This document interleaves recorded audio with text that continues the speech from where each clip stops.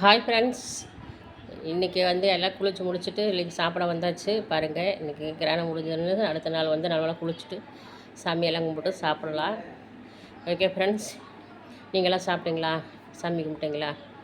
Okay friends, இன்றைக்கி பார்த்தீங்கன்னா நம்ம வீட்டில் என்ன டிஃபன் பார்த்தீங்கன்னா தோசை, அதுக்கு பார்த்திங்கன்னா சட்னி பார்த்திங்கன்னா இது என்ன சட்னினா பாருங்கள், கருவேப்பிலை வெங்காயம் எல்லாம் போட்டு தேங்காயெல்லாம் போட்டு அரைச்ச சட்னி பாருங்கள் ஃப்ரெண்ட்ஸ்.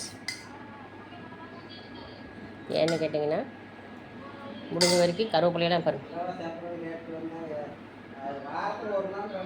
கருவேப்பிலையெல்லாம் இருந்ததுன்னா டக்குன்னு எடுத்து போட்டு செஞ்சுருங்க. கருவேப்பிலையெல்லாம் தூக்கி போடாதீங்க. கருவேப்பிலையெல்லாம் ரொம்ப உடம்புக்கு நல்லது, வெங்காயமெல்லாம் நல்லது. ஓகே ஃப்ரெண்ட்ஸ், நான் குளிச்சுட்டு வந்தாச்சு, இப்போ சாப்பிட போகிறேன். வாங்க ஃப்ரெண்ட்ஸ், நீங்களும் வாங்க, நானும் வரேன். தோசை ரெடியாக இருக்குது, சாப்பிட்லாம். பிடிச்சிருந்தா லைக் பண்ணுங்கள். உங்களுக்கு சண்டே எப்படி போச்சுன்னு கமெண்ட்டில் சொல்லுங்கள். பிடிச்சிருந்தா லைக் பண்ணுங்கள். பாய்.